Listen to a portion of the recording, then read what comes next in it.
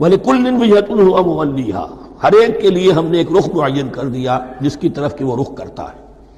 فَاسْتَبِقُوا الْخَيْرَاتِ، تو مسلمانوں تمہارے لیے ایک رخ تو ہم نے معین کر دیا بیت اللہ کا، ایک باطنی رخ کیا ہے؟ نیکیوں میں ایک دوسرے سے آگے بڑھنے کی کوشش کرو۔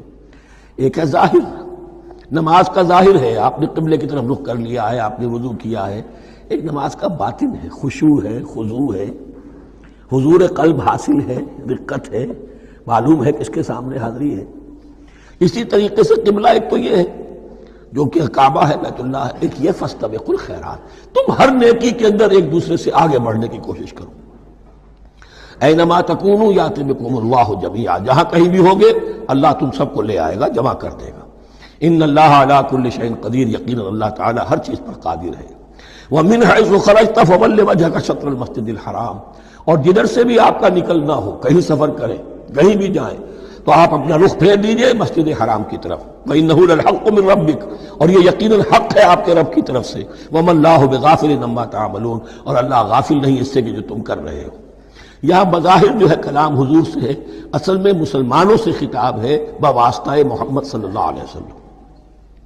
وَمِنْ حَيْثُ خَرَجْتَ فَوَلِّ وَجْهَكَ شَطْرَ الْمَسْجِدِ الْحَرَامِ وَحَيْثُ مَا كُنْتُمْ فَوَلُّوا وُجُوهَكُمْ شَطْرَهُ، اور دیکھو جہاں بھی تم نکلو اپنا رخ کرو مسجد حرام کی طرف۔ امریکہ میں جاؤ تب بھی رخ ہوگا مسجد حرام کی طرف، روس میں جاؤ رخ تمہارا ہوگا مسجد حرام کی طرف۔ وَحَيْثُ مَا كُنْتُمْ، اور اے مسلمانوں جہاں کہیں بھی تم ہو، فَوَلُّوا وُجُوهَكُمْ شَطْرَهُ، تو اپنے چہروں کو پھیر دو اسی کی رخ پر۔ لِأَلَّا يَكُونَ لِلنَّاسِ عَلَيْكُمْ حُجَّةٌ، تاکہ نہ رہے لوگوں کے پاس تمہارے خلاف کوئی دلیل۔ اب اس بات کو سمجھ لیجئے کہ چونکہ تورات میں لکھا ہوا تھا کہ نبی آخر الزمان کا قبلہ کعبہ ہوگا، اگر حضور یہ قبلہ اختیار نہ کرتے تو علماء یہود حجت قائم کرتے مسلمانوں پر کہ دیکھو تورات میں تو یہ لکھا ہے اور انہوں نے وہ اختیار نہیں کیا۔ تو یہ گویا کہ ان کے اوپر اتمام حجت بھی ہو رہا ہے اور قطع عذر بھی ہو رہا ہے، ان کی حجت کی جڑ بھی کٹ رہی ہے۔ الا الذين ظلموا منهم، سوائے ان میں سے ان کے جو ظالم ہیں، اعتراض کرنے کے لیے لاکھ انہوں نے پھر بھی ہیلے بہانے بنائی لینے ہیں۔ فلا تخشوهم، تو اے مسلمانوں ان سے نہ ڈرو، واخشونی، مجھ سے ڈرو۔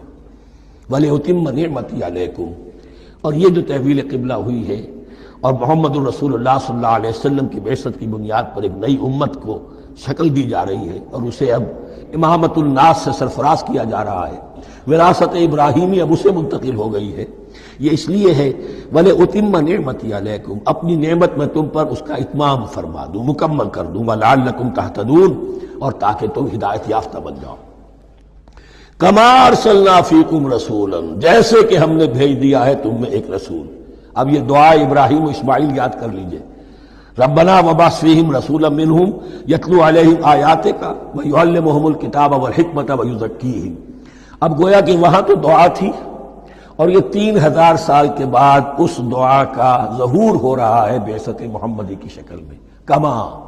کما ارسلنا فیکم رسولا منکم، جیسے کہ ہم نے بھیج دیا ہے تم میں رسول اپنا، تم ہی میں سے، یتلو علیکم آیاتنا، وہ تلاوت کرتا ہے تم پر ہماری آیات، ویزکیکم، تمہیں پاک کرتا ہے، تزکیہ کرتا ہے تمہارا، ویعلمکم الکتاب والحکمہ، اور تمہیں تعلیم دیتا ہے کتاب و حکمت کی، ویعلمکم ما لم تکونوا تعلمون، اور تمہیں تعلیم دے رہا ہے ان چیزوں کی جو تمہیں معلوم نہیں تھی۔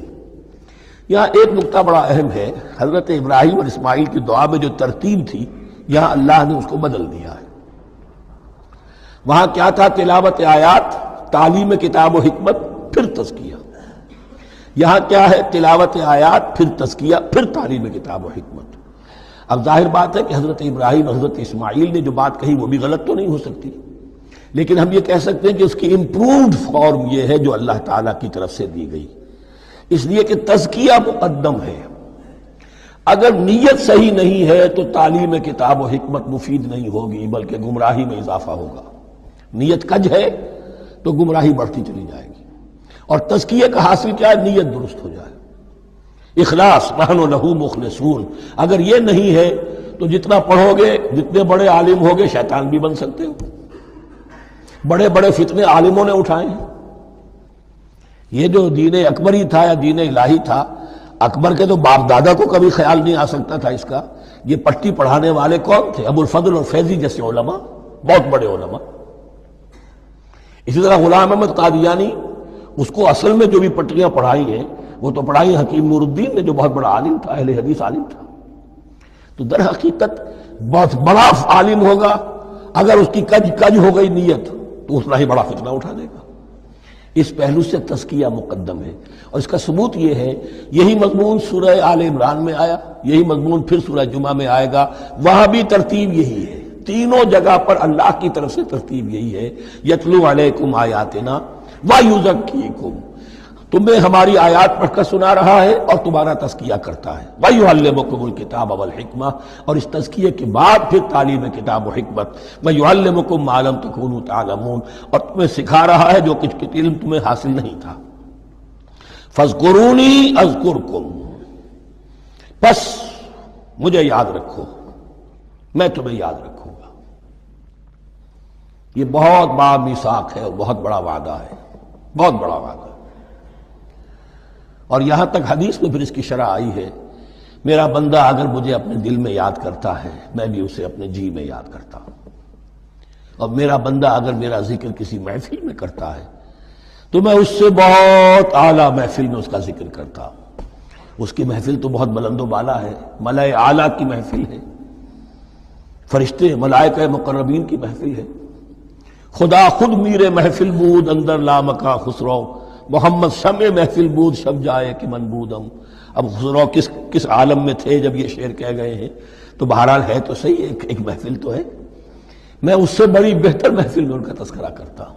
فاذکرونی اذکرکم واشکروا لی ولا تکفرون، اور میرا شکر کرو، میری نعمتوں کا ادراک کرو، اس کا شعور حاصل کرو، اس پر زبان سے بھی شکر ادا کرو، اپنے عمل سے بھی، جوارح سے بھی ان نعمتوں کا حق ادا کرو۔ یہاں وہ 18 رکوع ختم ہو گئے، نصف اول اس سورہ مبارکہ کا مکمل ہو گیا۔